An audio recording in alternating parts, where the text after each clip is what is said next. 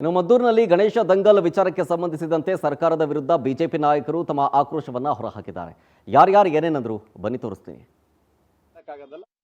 ಕರ್ನಾಟಕದಲ್ಲಿ ನಾವು ಪಾಕಿಸ್ತಾನದಲ್ಲಿದ್ದೀರಾ, ಕರ್ನಾಟಕದಲ್ಲಿದ್ದೀರಾ ಅನ್ನೋ ಭ್ರಮೆಯನ್ನ ಇಡೀ ರಾಜ್ಯದಲ್ಲಿ ಇವತ್ತು ಮೂಡ್ತಾ ಇದೆ. ಕಳೆದ 2 ವರ್ಷದಿಂದ ಇದೇ ರೀತಿಯ ಘಟನೆಗಳು ನಡೀತಾ ಇದೆ. ಧರ್ಮಸ್ಥಳ ಆಯ್ತು, ಚಾಮುಂಡೇಶ್ವರಿ ಆಯ್ತು, ಈಗ ಮದ್ದೂರು ಕಡೆ ಈ ಗ್ಯಾಂಗ್, ಈ ತಿಮ್ರೋಡಿ ಗ್ಯಾಂಗ್ ಇದೆಯಲ್ಲ, ಅದು ಸಿದ್ದರಾಮಯ್ಯ ಸುತ್ಕೊಂಡ್ಬಿಟ್ಟಿದ್ದಾರೆ ಗ್ಯಾಂಗ್. ಈಗ ಈ ಘಟನೆಗೆ ನೇರ ಕಾರಣ ಪೊಲೀಸರಲ್ಲ, ಈ ಘಟನೆಗೆ ನೇರ ಕಾರಣ ಸರ್ಕಾರದ ಕುಮ್ಮಕ್ಕಿಂದ ಈ ಘಟನೆಗಳು ನಡೀತಾ ಇದೆ. ಒಂದು ಧರ್ಮದ ಆಚರಣೆಯನ್ನ ಮಧ್ಯಪ್ರವೇಶ ಮಾಡುವುದಕ್ಕೆ ಸರ್ಕಾರಕ್ಕೆ ಅವಕಾಶನೇ ಇಲ್ಲ. ಯಾಕೆ ಮಧ್ಯಪ್ರವೇಶ ಕಾನೂನು ಸುವ್ಯವಸ್ಥೆಯಲ್ಲಿ ಮಾಡ್ತಾರೆ. ಆದರೆ ಕಾನೂನು ಸುವ್ಯವಸ್ಥೆ ಎಲ್ಲರಿಗೂ ಒಂದೇ ಇರಬೇಕಲ್ಲ, ಒಬ್ಬರಿಗೆ ಭಯನೇ ಇಲ್ಲ. ಅವ್ರ ಮೇಲೆ ಯಾಕೆ ಭಯ ಇಲ್ಲ ಅಂದ್ರೆ ಅವ್ರಿಗೆ ಆ್ಯಕ್ಷನ್ ಆಗಲ್ಲ. ಈಗ ನಿನ್ನೆ ಅಲ್ಲಿ ಮೆರವಣಿಗೆ ಪಾಸ್ ಆಗಕ್ಕೆ ಬಿಟ್ಬಿಟ್ಟಿದ್ರೆ ಪ್ರಶ್ನೆ ಇರಲಿಲ್ಲ. ಪೊಲೀಸರು ಸರಿಯಾಗಿ ಬಂದೋಬಸ್ತಾಗಿತ್ತು. ಬೇರೆ ಬೇರೆ ಕಡೆಯಲ್ಲಿ, ಬೇರೆ ಬೇರೆ ಊರುಗಳಲ್ಲಿ, ಇನ್ಕ್ಲೂಡಿಂಗ್ ಶಿವಮೊಗ್ಗ, ಎಲ್ಲ ಕಡೆ, ಚಿತ್ರದುರ್ಗ, ಎಲ್ಲಿ ದೊಡ್ಡ ಗಣೇಶಗಳಾಗ್ತವೆ, ನಮ್ಮ ಕಡೆ ಎಲ್ಲ ಕಡೆ ಬಿಡೋಕ್ಕೆ ಅವಕಾಶ ಕೊಟ್ಟಿದ್ದಾರೆ.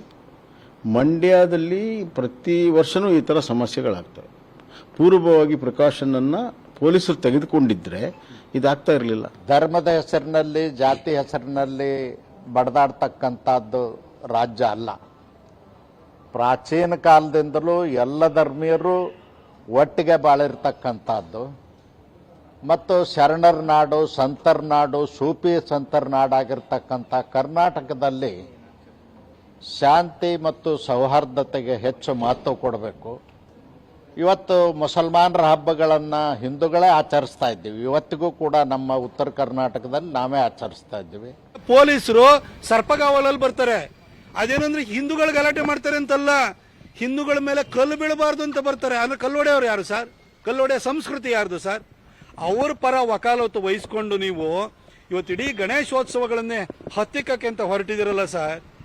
ನೀವೊಂದು ಲಾ ಗ್ರಾಜುಯೇಟ್ ಆಗಿ ಈ ರಾಜ್ಯದ ಮುಖ್ಯಮಂತ್ರಿಯಾಗಿ ಎಲ್ಲರ ಪ್ರಾಣ ರಕ್ಷಣೆ ಮಾಡಬೇಕಾದ್ದು, ಕಾನೂನು ಸುವ್ಯವಸ್ಥೆನ ಕಾಪಾಡಬೇಕಾದವ್ರು ನೀವೇ ಕ್ರಿಮಿನಲ್ ಕೇಸ್ಗಳನ್ನು ವಾಪಸ್ ತೆಗೆದುಕೊಂಡು ಅವರಿಗೆ ಎನ್ಕರೇಜ್ ಮಾಡ್ತಾ ಇದ್ದೀರಲ್ಲ, ಇದು ನಿಮ್ಮನ್ನು ಮೆಚ್ತಾನೆ ಸರ್? ನೀವೇನೋ ಮುಖ್ಯಮಂತ್ರಿ